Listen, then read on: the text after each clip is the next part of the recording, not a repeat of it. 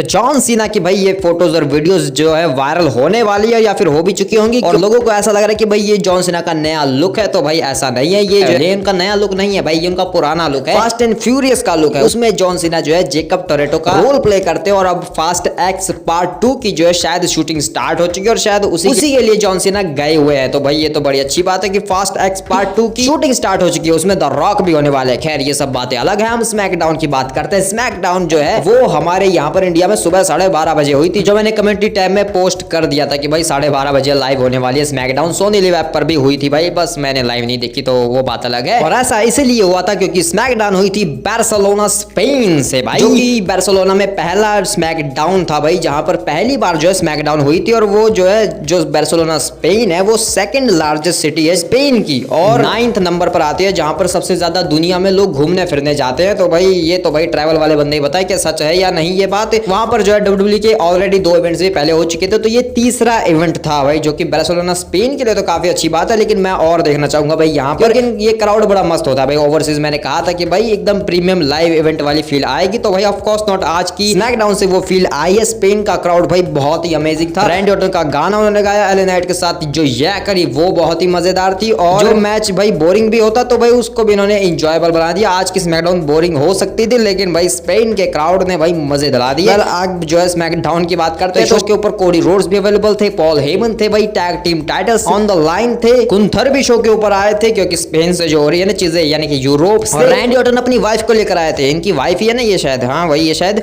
Well show की शुरुआत करते हैं LA नाइट, और जो यह होता है भाई वो काफी अमेजिंग यह होता है। यहाँ पर जो है LA नाइट सारी एनर्जी को अपने अंदर सोखते हैं और बार्सिलोना के साथ यह की पार्टी करते हैं, जिसके बाद वो कहते हैं कि ये पहली बार जो है स्मैकडाउन बार्सिलोना में हो रही है और ये कितनी अच्छी बात है कि मैं यहाँ पर यूनाइटेड स्टेट चैंपियन बनकर खड़ा हूँ। तो काफी हफ्तों से मैं ये टाइटल मेरे पास नहीं था, लेकिन अब वापस आ चुका है। और जिसके बाद अब तुम सब कह सकते हो ये गेम है सिर्फ LA नाइट का। जिसके बाद यहाँ पर जिमी ऊसो आ जाते हैं और जिमी ऊसो कहते हैं कि देख मैं यहाँ पे तुझे कांग्रेचुलेट करने नहीं आया हूँ मैं, क्योंकि मैं डेस्परेट हूँ पूरी तरीके से, क्योंकि मैं जो है अपने रेसलमेनिया का पैथ जो है काफी उलझा हुआ है और इसलिए मैं तुझे चैलेंज करना चाहता हूँ यूनाइटेड स्टेट चैंपियनशिप के लिए। तो भाई काफी अग्रेसिव वे में वो कहते हैं, ऐसा लगता है जैसे हील टर्न मार लिया अभी खड़े खड़े। लेकिन तभी यहाँ पर हील बंदे आए जाते हैं यानी कि सोलो सिकोआ और अपनी उनकी ब्लड लाइन। और सोलो सिकोआ ये कहते हैं कि अगर यहाँ पर किसी को यूनाइटेड स्टेट चैंपियन बनने के लिए लड़ने का हक है तो वो सिर्फ एक इंसान को है भाई। ऐसा लगता था कि जैसे वो खुद को कहने वाले, क्योंकि बार बार वो उंगली अपनी तरफ कर रहे थे,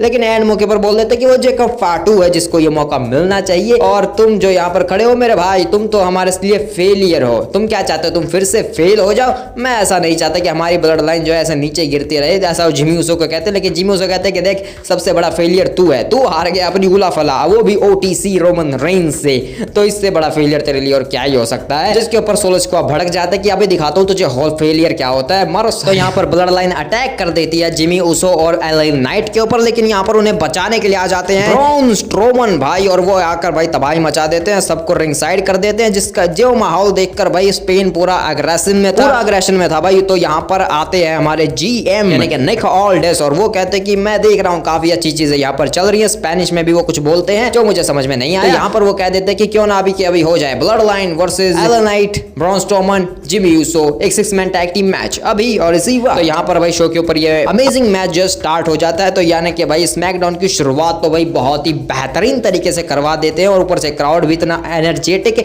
तो और मजा आता है भाई। एंड में ब्रॉन स्ट्रोमन को टैग मिलता है और जब तक ब्रॉन स्ट्रोमन को टैग नहीं मिला था भाई इस मैच में मजा नहीं आ रहा था एक्चुअली भाई। लेकिन ब्रॉन स्ट्रोमन आते हैं, अपनी ट्रेन चलाते हैं, सोलो सिकोआ में ठोकते हैं, उसके बाद जेकब फाटू में ठोकते हैं, तामा तोंगा में ठोकते हैं, रिंग साइड पर LA नाइट सोलो सिकोआ के ऊपर कूद जाते हैं, जिमी ऊसो सुसाइड डाइव लगा देते हैं जेकब फाटू के ऊपर, रिंग के अंदर जाते हैं ब्रॉन स्ट्रोमन और तामा तोंगा की धजिया उड़ाकर पावर स्लैम देकर मैच को जीत जाते हैं अपने लिए, अपनी टीम के लिए। लेकिन सोलो सिकोआ आकर समोन स्पाइक बजा देता है ब्रॉन स्ट्रोमन को और रिंग साइड पर LA नाइट उसे खींच लेता है और LA नाइट धो धा के भाई बैरिकेड में पता नहीं ये लोग कहां गायब हो गए। उसके बाद लेकिन जेकब फाटू उठ जाता है, बोल देता है एक सुपर किक जिमी ऊसो को, रिंग के अंदर जाता है, ब्रॉन स्ट्रोमन को ऊपर अटैक करता है, ब्रॉन स्ट्रोमन के ऊपर 2 बार अपने मूल सॉल्ट फिनिशर हिट करता है। उसके बाद जाने लगता है लेकिन देखता है कि भाई ब्रॉन स्ट्रोमन फिर से उठ गया है, तो जाकर भाई बैरिकेड में भाई स्पीयर नहीं मारता है, एक टैकल अटैक करता है जो कि भाई ब्रॉन स्ट्रोमन को तो लगा नहीं होगा लेकिन इसको खुद को जरूर लगी होगी, क्योंकि भाई इसने खुद ही अपने पिछवाड़े से तोड़ा है भाई बैरिकेड सच में। तो यहाँ पर जेकब फाटू वो अपना ताकत दिखाता है भाई, वो भी खुद ही बैरिकेड तोड़ के। ब्रॉन स्ट्रोमन ने थोड़ी तोड़ी। भाई ठीक है भाई, इनका भी ऐसे ही चल रहा है, बैक स्टेज में जाकर फिर धमकियां देते हैं हा हू है करके के भाई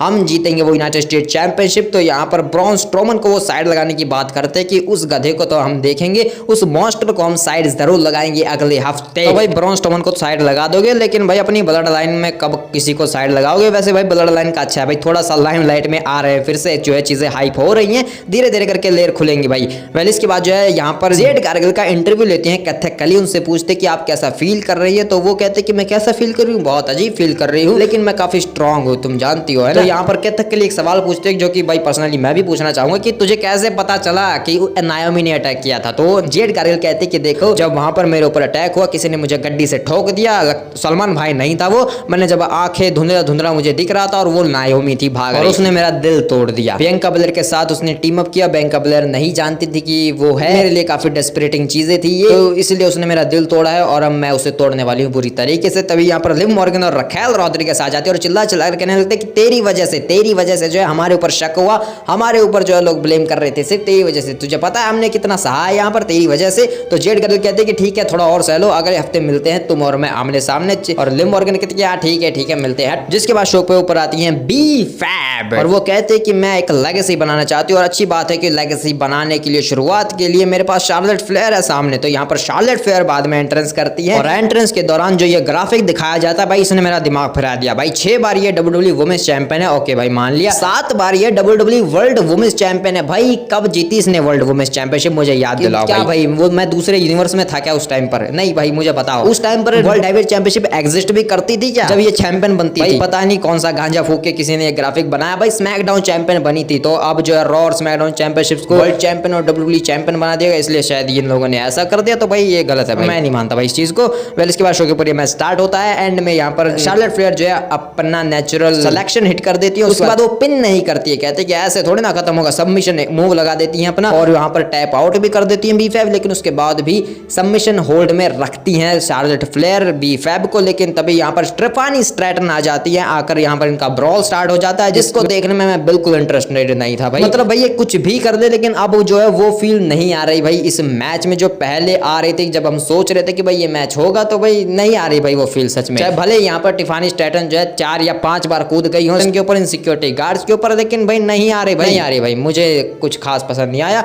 वेल इसके बाद जो है मिज टीवी होने वाला था शो के ऊपर, मिज जो है अपनी एंट्रेंस कर लेते हैं भाई। उसकी एंट्रेंस के दौरान भी ये दोनों आकर ब्रॉल करने लगते हैं और यहाँ पर टिफानी स्ट्रैटन एक बढ़िया सा मोमेंट दे ही देती है भाई। फाइनली वो जो है स्क्रीन के ऊपर कैसे चढ़ जाती है भाई, वहां से लगा देती है भाई ऊपर से नीचे। तो भाई ठीक है भाई, इनका चल ही रहा है, मैच होना ही है, देख लेंगे और क्या। वेल मिज यहाँ पर जो है फिर दिस इज ऑसम के नारे पे लगाने लगता है भाई। ठीक है भाई, उन्हें इतने जो है कूद या फांदी देखने को मिल गई लड़कियों की, तो अच्छी बात है, इसलिए उन्होंने ऑसम के नारे लगाने स्टार्ट कर दिया। और द मिज रिंग के अंदर खड़ा है भाई, तो वो बोला हाँ यही तो चीज है, ऑसम करने के लिए तो मैं आया हूँ देखो। और मेरा गेस्ट पता है कौन है? तुम्हारा घटिया सा चैंपियन भाई। बेइज्जती करने लगते हैं स्टार्टिंग में ही भाई। इसका मिज टीवी जो है अच्छे से स्टार्ट भी नहीं हुआ और भाई आने से पहले ही गेस्ट की बेइज्जती करना स्टार्ट कर दी इसने, क्योंकि पता था भाई मिज टीवी आज होने ही नहीं वाला। तो यहाँ पर अपनी एंट्रेंस करते हैं और एंट्रेंस के दौरान ही मिज जो है भाई वो होता है भाई, उसी टाइम पर बोल देता है कि चुप करो ये म्यूजिक है, मैं यहाँ पर कुछ सीरियस सवाल पूछने आया हूँ कोडी रोड से। लेकिन भाई कोडी रोड्स अलग ही मूड में थे, वो आकर सीधा बजा देते हैं मिज को और उन्हें क्रॉस रोड्स भी हिट कर देते हैं। उसके बाद अपनी शर्ट फाड़ते हैं और पता क्या चलता है कि भाई कोडी रोड्स ने धोखा दे दिया है अपनी जनता को, अमेरिका को धोखा दिया है, देशद्रोही बन चुका है भाई ये, क्योंकि अब ये अमेरिकन नाइटमेयर नहीं बल्कि बार्सिलोना नाइटमेयर बन चुका है। तो भाई ये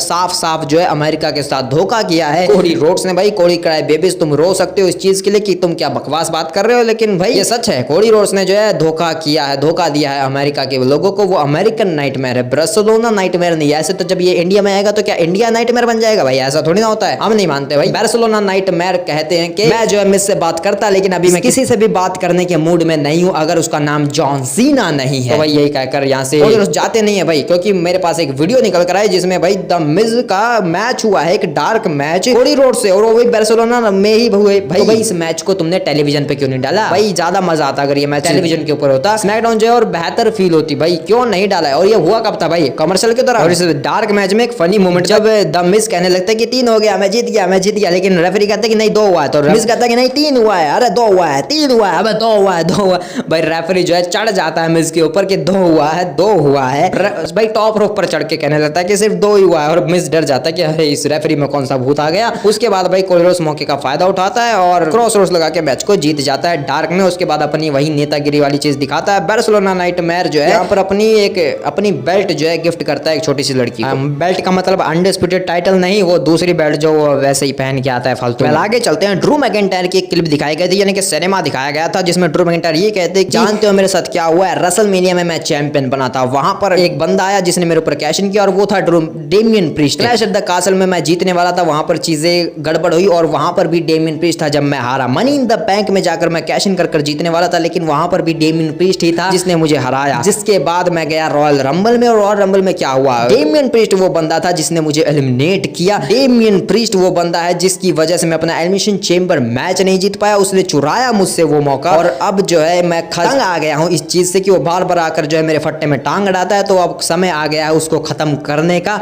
अब ये बात टाइटल के लिए नहीं है बल्कि इसलिए कि वो फिर से कभी मुझसे कुछ छीन ना पाए, यानी कि खुलेआम धमकी दे दी है ड्रू मैकिंटायर ने डेमियन प्रीस्ट को। जिसके बाद निक ऑल्डिस जो है नाकामुरा से बात कर रहे होते हैं। नाकामुरा कहते हैं कि मुझे मेरा रीमैच चाहिए, तो निक ऑल्डिस कहते हैं कि तुम्हें रीमैच चाहिए, रीमैच छोड़ आज के मैच पे ध्यान दे। लेकिन तभी डेमियन प्रीस्ट आ जाते हैं और वो पूछते हैं कि ड्रू कहाँ है, तो निक ऑल्डिस कहते हैं कि मुझे नहीं पता ड्रू कहाँ है, लेकिन भाई नाकामुरा कुछ फुसफुसा रहे हैं और डेमियन प्रीस्ट कहता है कि ये क्या भौंक रहा है, वैसे मैं तुझे जो है आज रात दिखाई दूंगा कि मैं किस मिट्टी से बना हूं। वैसे भाई डेमियन प्रीस्ट जो है पोर्टोरिको का बंदा है। पोर्टोरिको भाई स्पेन के आसपास ही आता है, मतलब उसी से रिलेटेड है भाई, मुझे तो वैसे ही लगते हैं सबके सब वहां के। और एक और चीज भाई, डेमियन प्रीस्ट में कई बार मुझे डोमिनिक टोरेटो दिखने लगता है। Dominic Mysterio, Dominic Toretto Fast and Furious का मेन हीरो भाई विन डीजल, पता है ना, जिसके अगले पार्ट में जॉन सीना जो है जेकब टोरेटो बन के आने वाला है, मतलब आ चुका है पहले भी, मतलब दोबारा आएगा। खैर हम इस पे चलते हैं। डेमियन प्रीस्ट अपनी एंट्रेंस करते हैं, नाकामुरा अपनी एंट्रेंस करने लगते हैं और वहां पर जो है क्राउड उनका गाना गाने का ट्राई करता है। और मैं ऐसा क्यों कह रहा हूँ, क्योंकि ट्राई करता है क्योंकि भाई उनका गाना जो है क्योंकि बदल चुका, तो ये गाना काफी मुश्किल है भाई। उनका गाना पुराना वाला सही था भाई, कि क्राउड जो है वो पुराना गाना शायद गा रहा होता है, लेकिन वो मिस मैच था भाई। यहाँ पर थोड़ी चीजें मुझे ऐसा लगा। शो के ऊपर ये मैच स्टार्ट हो जाता है, नाकामुरा वर्सेस डेमियन प्रीस्ट। यहाँ पर डेमियन प्रीस्ट जब अपना फिनिशर लगाने जाते हैं तो ड्रू मैकिंटायर रिंग साइड पर खड़े हो जाते हैं, जिसका फायदा उठाकर शिंसुके नाकामुरा खिंसासा लगाने जाता है, लेकिन डेमियन प्रीस्ट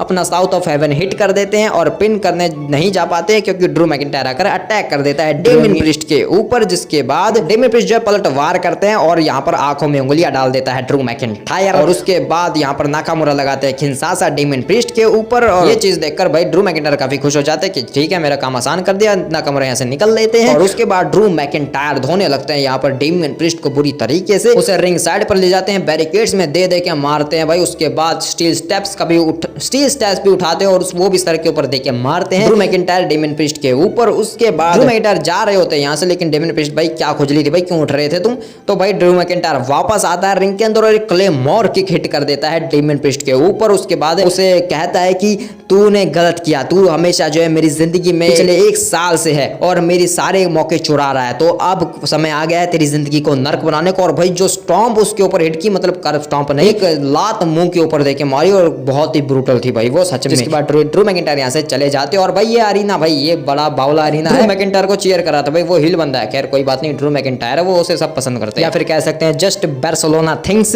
वेल इसके बाद शो के ऊपर एपेक्स प्रेडेटर रैंडी ऑर्टन अपनी एंट्रेंस करते और पूरा क्राउड उनका गाना गाता है, जो कि भाई बहुत ही अमेजिंग था। मतलब भाई यही चीज तो देखनी है, इसीलिए तो भाई यूरोप में ये सब चीजें हो रही हैं भाई, इसीलिए यही तो तुम सबसे चाहिए ना भाई। तो यहाँ पर रैंडी ऑर्टन एंट्रेंस करते हैं, कार्मेलो एंट्रेंस करते हैं। कार्मेलो कहते हैं कि अरे देखो रैंडी ऑर्टन आया तुम्हारे घर में, तालियां बजाओ यार, इसके लिए थोड़ा प्रेज दिखाओ। तो रैंडी ऑर्टन कहते हैं कि अरे ये भी तो बढ़िया सुपरस्टार है, फ्यूचर टैलेंटेड, इसकी भी लिए तालियां बजाओ, चलो हेलो हेलो मिलाते हैं। लेकिन कार्मेलो हेलो नहीं मिलाता और रैंडी कहता है मैं जानता था तो ऐसा ही करने वाला। जिसके बाद कार्मेलो जो है रैंडी ऑर्टन को एक थप्पड़ मार देता है, जिसके बाद भाई वो पुराना पिछली बार जब इनका मैच हुआ था तो भाई वो रैंडी ऑर्टन का जो विंटेज ऑर्टन निकल के आ गया था बाहर, उसका जो है रिपीट टेलीकास्ट हमें देखने को मिलता है यहाँ पर थोड़ा बहुत, कि उतना एग्रेसिव नहीं था, मुझे वैसा फील नहीं हुआ, लेकिन रैंडी ऑर्टन ने बजाया भाई कार्मेलो हेव्स को बुरी तरीके से रिंग के अंदर आकर। उनका जो मतलब जो काउंटर्स दे रहे थे भाई रैंडी ऑर्टन यहाँ पर कार्मेलो हेव्स के, वो काफी अमेजिंग थे। वो स्प्रिंग बोर्ड मूव लगाने जाता, यहाँ पर उसका पावर स्लैम मिल जाता, तो भाई वो बहुत ही मजेदार था भाई। रैंडी ऑर्टन की तरफ से यहाँ पर टॉप रोप से सुप्लेक्स देखने को मिलता है, एंड में यहाँ पर काफी सारे रिवर्सल्स होते हैं, एंड में रैंडी ऑर्टन किसी तरीके से हिट कर ही देते हैं आरकेओ पिन करके इस मैच को जीत जाते हैं। लेकिन उसके बाद रैंडी ऑर्टन थोड़ा अप्रिशिएट करना चाहते थे कार्मेलो हेव्स को कि चल भाई तूने अच्छा मैच दिया, तू जो है काफी बेहतरीन टैलेंटेड बंदा है, लेकिन भाई ये बंदा एटीट्यूड से भरा हुआ साला ए ट्रेन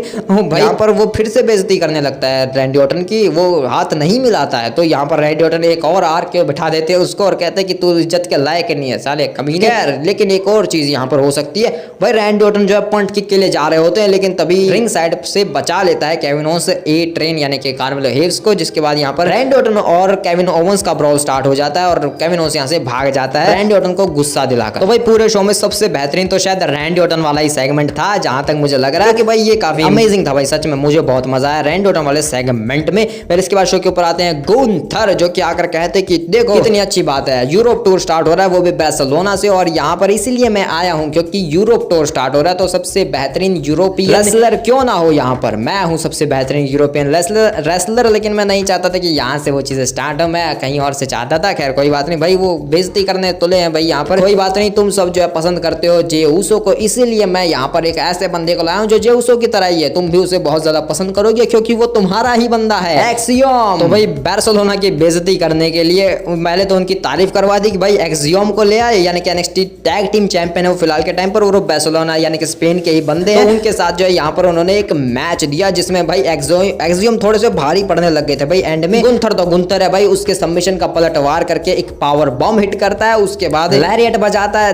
देन एक और पावर बम और पिन करके इस मैच को जीत जाता है गुंथर, यानी कि बेइज्जती कर देता है बुरी तरीके से बार्सिलोना और उसके बंदे की। बस भाई बेइज्जती करने के लिए आया था गुंथर और कुछ नहीं, सिर्फ बार्सिलोना की बेइज्जती करनी थी, उसे इनकी बेइज्जती करनी थी, इसलिए इसने ये चीज की भाई। लेकिन भाई एक्सियम ने काफी अच्छा प्रदर्शन तो दिया भाई, टाइम पर गुंथर खुद हैरान हो गया था। लेकिन उसके बाद जो है गुंथर जीतने के बावजूद यहाँ पर स्लीपर होल्ड हिट कर देते हैं एक्सियम के ऊपर, और उसके बाद यहाँ पर अपना टाइटल रेज करके रिंग बैक स्टेज में चले जाते हैं, और बैक स्टेज में जाकर किससे मिलते हैं, जिमी ऊसो से। उसे कहते हैं कि तेरे और मेरे बीच में काफी बढ़िया सिमिलर चीज है, हम दोनों एल्डर्स हैं, मतलब तू ट्विन है लेकिन फिर भी थोड़ा सा बड़ा है तुम, मैं जानता हूँ। तुझे नहीं लगता कि तुझे थोड़ा समझाना चाहिए जे ऊसो को, वो जो कर रहा है गलत चीजें कर रहा है, मेरे सामने आ रहा है, तू जानता है वो हारने वाला है बुरी तरीके से, वो अपनी जिंदगी के साथ खेल रहा है। तो जिमी उसे कहते हैं कि देख मेरा भाई तू ये गलत बोल रहा है, जे उसो को मैं जानता हूँ वो क्या करेगा, मैं जानता हूँ वो क्या करेगा, वो तुझसे सब कुछ छीनने वाला है, ये टाइटल तुझसे छीनने वाला है रेसलमेनिया में, वहां पर नो हीट नहीं होगा, वहां पर होगा हीट। और गुंथर कहते हैं शायद मैंने तुझे गलत आंक लिया, तू मैच्योर नहीं है, पूरी तरीके से मैच्योर नहीं है, मैंने तेरी मैच्योरिटी को ही गलत समझा, हट। तो यहाँ से गुंथर चले जाते हैं। तो भाई मैं सोच रहा हूँ रेसलमेनिया से पहले गुंथर वर्सेस जिमी ऊसो का मैच देखने को मिल जाए तो वो भी काफी बढ़िया चीज होगी। तो यहाँ से देखकर तो ऐसा लग रहा है कि इनका मैच शायद हमें देखने को मिल सकता है रेसलमेनिया से पहले। जिसके बाद मंडे नाइट रॉ पर ओटीसी का रिटर्न हुआ था, तो वो चीजें दिखाई गई थी, यानी कि वाईटीसी का रिटर्न। जिसके बाद पॉल हेमन रिंग के अंदर आते हैं और वो कहते हैं कि ओए बार्सिलोना स्पेन, देखो यहाँ पर कौन आ गया है, पॉल हेमन। तुम सब जो है काफी खुश हो जाओ क्योंकि आज का दिन है रोमन रेंस डे, क्योंकि सेथ रॉलिंस का दिन तो बिल्कुल नहीं हो सकता। तुम लोग जो है सीएम पंक के फैन हो, सीएम पंक का दिन भी आज नहीं है क्योंकि आज रोमन रेंस डे है,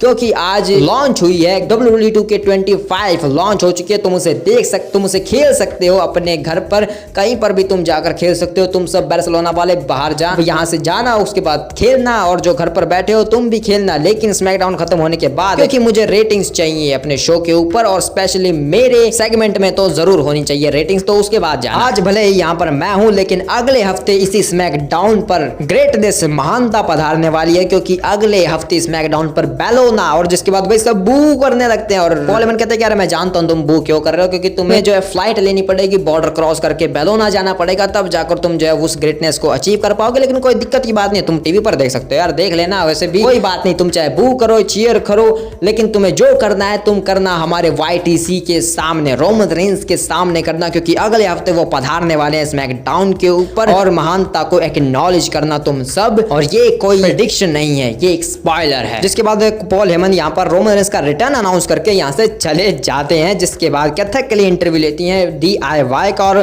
DIY कहते हैं कि तुम जानते हो यहाँ जो स्मैकडाउन है वो सबसे बेहतरीन मेन टैग टीम रोस्टर क्यों है पूरे इंडस्ट्री का, क्योंकि यहाँ पर DIY है। जिसके बाद यहाँ पर मोटर सिटी मशीन गन्स आते हैं और वो कहते हैं कि ओहो अच्छी बात है, वैसे भी तुम आज हारने वाले, चलो निकलो यहाँ से। जिसके बाद स्ट्रीट प्रॉफिट आ रहे होते हैं, लेकिन उन्हें रास्ते में मिलते हैं सैंटोस एस्कोबार और लॉस गार्जास, और वो कहते हैं कि हम तुम्हें यहाँ पर बधाई देने आए हैं, कि तुम्हें हौसला अफजाई करने आए, हम चाहते हैं कि तुम जीत जाओ, जाओ जाकर टैग टीम टाइटल्स लेकर आओ, क्योंकि उसके बाद जब हम तुमसे लड़ेंगे तो हम तुमसे छीन लेंगे वो टाइटल, तो जाओ। जिसके बाद यहाँ पर वी वांट स्मोक और भाई वांटेज फॉर या भाई तामा तोंगा वाली थिंग्स क्यों कर रहे थे, तो यहाँ पर वो अपनी एंट्रेंस करते हैं, DIY अपनी एंट्रेंस करती है। शो के मेन इवेंट में WWE टैग टीम चैंपियनशिप्स होती हैं ऑन द लाइन, जिसे प्रीटी डडली बैक स्टेज में देख रहे होते हैं, क्योंकि वो नंबर 1 कंटेंडर एंटर है, यहाँ पर जो जीतेगा उन्हें मैच मिलेगा। ये बहुत ही बेहतरीन मैच हमें देखने को मिलता है, एक्शन पैक्ड। एंड में यहाँ पर DIY अपनी स्मैक अपना फिनिशर हिट करने जा रही थी, लेकिन यहाँ पर गलती से सुपर किक हिट कर देते हैं जॉनी गार्गानो अपने ही पार्टनर टमासो ciampa के ऊपर, जिसका फायदा उठाकर स्ट्रीट प्रॉफिट अपना फिनिशर हिट करती है। टॉप रोप से अपना फ्रॉग स्प्लैश हिट करते हैं मोंटेज फोर्ड। और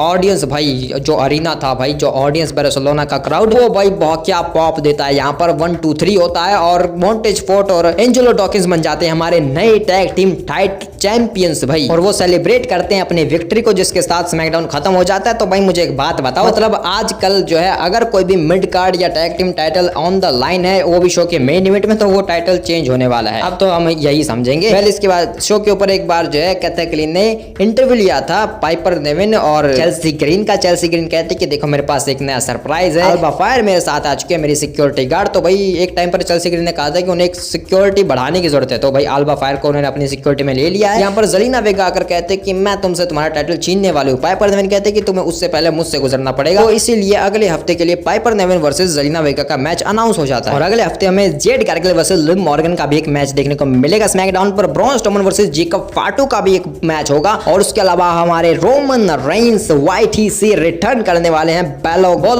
बोलोगना इटली में। भाई जो है अगला स्मैकडाउन बेलोगोना इटली से होने वाला है, लेकिन इटली के जो कॉम्पिटिटर हैं यानी कि स्पेन वाले, और इसलिए वो भू कर रहे थे यहाँ पर जब रोमन रेंस को अनाउंस किया गया कि वो अगले हफ्ते इटली में आने वाले हैं। तो भाई यहाँ पर क्यों नहीं आए, इसलिए जो है स्पेन भू कर रहा था उन्हें। तो ये गलत बात है, ये स्पेन वाले कोई पर्सनल चीजें हैं, हम क्या ही कर सकते हैं। अब ये मत पूछना कि भाई उस फुटबॉलर का नाम क्यों नहीं लिया भाई, क्योंकि मुझे उसका नाम लेना नहीं आता, और ऊपर से भाई मैं फुटबॉल का फैन नहीं और ना ही मैं देखता हूँ। ऑफेंड मत हो ना भाई, मैं नहीं देखता तो मैं क्या करूँ भाई। लेकिन आज का स्मैकडाउन बहुत बढ़िया था भाई, स्पेन का क्राउड बहुत अमेजिंग था, और जो शो के ऊपर मैचेस वगैरह जो भी कुछ देखने को मिला वो काफी मजेदार लगा क्राउड की वजह से। तो मिलते हैं किसी और वीडियो में, तब तक के लिए बाय।